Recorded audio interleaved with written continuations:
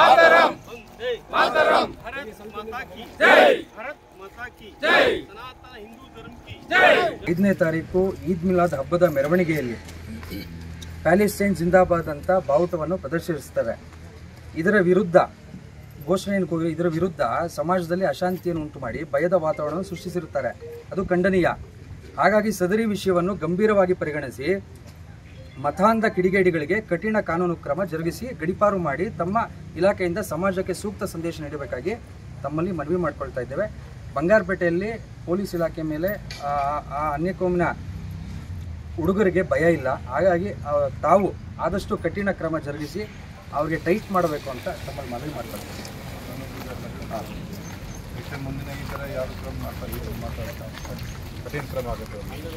Sir, ಬಂಗಾರಪೇಟೆಯಲ್ಲಿ ಇದುವರೆಗೂ ಈ ಥರ ನಡೆದೇ ಇಲ್ಲ ಸರ್. ಫಸ್ಟ್ ಇನ್ಸಿಡೆಂಟ್ ಇದು.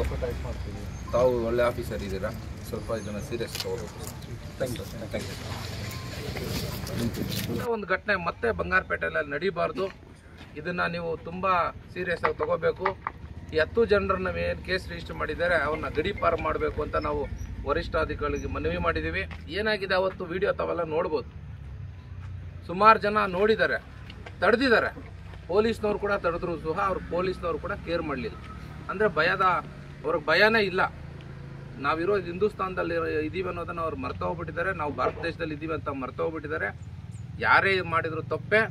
ಇಂಥ ಒಂದು ಕೃತ್ಯ ಮತ್ತೆ ಆಗಬಾರ್ದು ಅಂತ ಇವತ್ತು ನಾವು ಪೊಲೀಸ್ ಅಧಿಕಾರಿಗಳು ಶಾಂತವಾಗಿ ನಡೀತಾರಂಥ ಈ ಜಿಲ್ಲೆಯಲ್ಲಿ ಕೆಲವು ಉಗ್ರಗಾಮಿ ಶಕ್ತಿಗಳು ಮೊನ್ನೆ ದಿನ ಹಬ್ಬ ನಡೀತಾ ಇರುವಾಗ, ಮುಸಲ್ಮಾನ್ ಬಾಂಧವರು ಈದ್ ಮಿಲಾದ್ ನಡೀತಾ ಇರುವಾಗ ಅವರು ಪ್ಯಾಲೆಸ್ಟೈನ್ ಧ್ವಜನ ಹಾಕೋದ್ರ ಮೂಲಕ ನಾವು ಈ ಸಮಾಜಕ್ಕೆ ಈ ದೇಶಕ್ಕೆ ನಾವು ಒಳಪಟ್ಟಿದ್ದೀವಿ ಅನ್ನೋದಕ್ಕಿಂತ ನಾವು ಬೇರೆ ಅಂತ ತೋರಿಸ್ಕೊಳ್ಳೋ ದೃಷ್ಟಿಯಿಂದ ಮತ್ತೆ ತಮ್ಮ ಉಗ್ರಗಾದಿತನವನ್ನು ಇದ್ರ ಮೂಲಕ ಪ್ರದರ್ಶನ ಮಾಡಿದ್ದಾರೆ.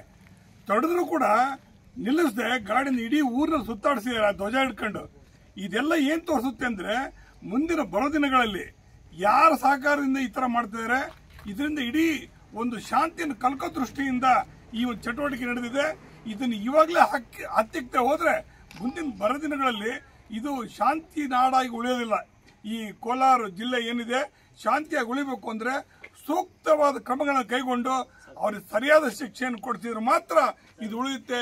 ಇಲ್ಲ ಬರೋ ದಿನಗಳಲ್ಲಿ ಇದೇ ಥರ ಹೋಗ್ತಾ ಇದ್ರೆ ಅವರು ನಾವು ಬೀಜ ಬಿತ್ತಾ ಇದ್ದಾರೆ ಉಗ್ರವಾದಿ ಚಟುವಟಿಕೆಗೆ. ಇಲ್ಲೇ ಹತ್ತಿಕ್ಬೇಕು ಅಂತ ಇವತ್ತಿನ ಜಿಲ್ಲೆಯ ವರಿಷ್ಠಾಧಿಕಾರಿಗಳಿಗೆ ಧ್ವಜ ಅವ್ರಿಗೆ ಯಾವ ಥರ ಬಂತು, ಎಲ್ಲಿಂದ ಬಂತು, ಯಾರು ಅದನ್ನ ಇಟ್ಕೊಂಡು ತೀರ್ಸಿದ್ರು, ಅದರ ಹಿನ್ನೆಲೆ ಯಾರು ತೀರ್ಸಿದ್ರು ಅವ್ರ ಹಿನ್ನೆಲೆ ಏನಂತ ಪೊಲೀಸವರು ತನಿಖೆ ಮಾಡಬೇಕಾಗತ್ತೆ. ಇದನ್ನ ಹಿಂದೂ ಜಾಗರಣ ವೇದಿಕೆ ಎಲ್ಲ ಒಟ್ಟು ಹಿಂದೂ ಪರ ಸಂಘಟನೆಗಳು ತೀವ್ರವಾಗಿ ಖಂಡಿಸ್ತಾ ಇದ್ದೀರಿ.